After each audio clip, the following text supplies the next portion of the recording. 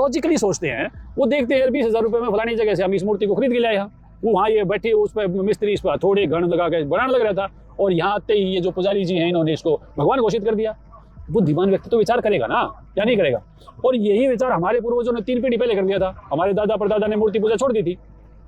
जब ये विचार आपके दिमाग में आता है कि ये मंदिर में मूर्ति है, मूर्ति भी आदरणीय है, हमें मूर्ति से आपत्ति नहीं है, मैं फिर बता रहा हूँ, हम मूर्ति से कोई आपत्ति नहीं है, लेकिन मूर्ति को मूर्ति का स्थान रखो। मूर्ति को भगवान घोषित करना ये दुकानदारी है।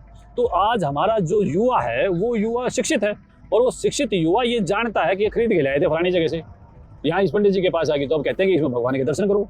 अगर ये भगवान होती है मूर्ति तो कारीगर क्यों बेचता है इसको?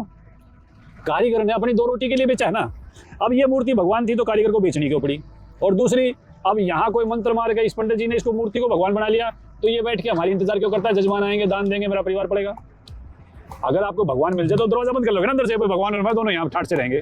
और पुजारी जी सुबह झाड़ू पोछा सब लगा लगू के बैठ के किसका इंतजार करते हैं? जजमानों का। उनके दिए हुए दान से उनका खर्चा चलता है। बता दो, दिखाओ ना मुझे वो मंदिर जहाँ पे दान पात्र न रखा हो। और पुजारी की नजर दान पात्र पे होती है या मूर्ति पे होती है? पुजारी कलेक्शन पे। ये तो समस्या है ना कि युवा जो है वो आज हमारा सोचता है, वो लॉजिकल है, उसको हर चीज का कारण समझना होता है। वो साइंस विज्ञान कंप्यूटर पता नहीं कितना पढ़ा लिखा है, वो ऐसी बेवकूफ़ी बातों से बात बनती नहीं उसकी। पंडित जी तो वही अपने लगे हुए हैं, जो पहले अनपढ़ लोग हमारे जो पूर्वज थे उनको बेवकूफ़ बनाया करते, वैसे आज के युवा को बनाने की कोशिश में, लेकिन युवा तो समझदार है।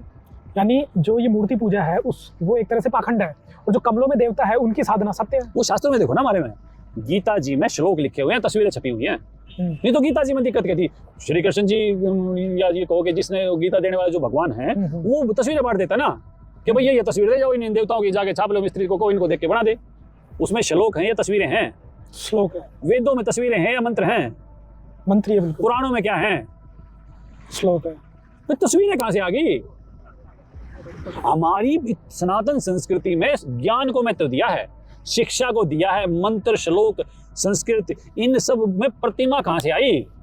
दिखाओ ना मुझे वो पुस्तक जिसमें प्रतिमा छाप के दे दी हो परमेश्वर ने, भाई या प्रतिमा। सबसे सनातन वेद थे और वेदों में कोई प्रतिमा नहीं, फोटो नहीं है। यानी देवताओं का कैसे कल्पना, ऋषियों की कल्पना।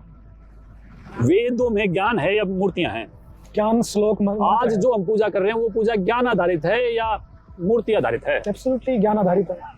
तो जो हम पूजाएं कर रहे हैं, जो मंदिरों में जा रहे हैं, वो मूर्ति आधारित कर दिया। ये तो कुछ लोगों ने दुकानदारी कर ली ना हमारे साथ, ये तो हमें ठगा गया ना, हमारे साथ गलत हो रहा है ना। यानी जो भी लोग हैं सनातन धर्मी है, जो सनातन को मानते हैं, हिंदू धर्मी, उनको सबको जो कमल दल में देवता है उनकी साधना करनी चाहिए। हाँ, तो उनकी साधना मंत्रों से होती है। हाँ, ऐसा हमारे ऋषियों ने लिखा है, हमारे शास्त्रों में लिखा है, हमारे वेदों में लिखा है। ये प्रतिमा को भगवान मान के पूजा करना तो गरुड़ पुराण में पाप लिखा है। जो लोग गरुड़ पुराण में चीज में अगर परमात्मा का निवास मानते हैं तो वो लोग पापी हैं।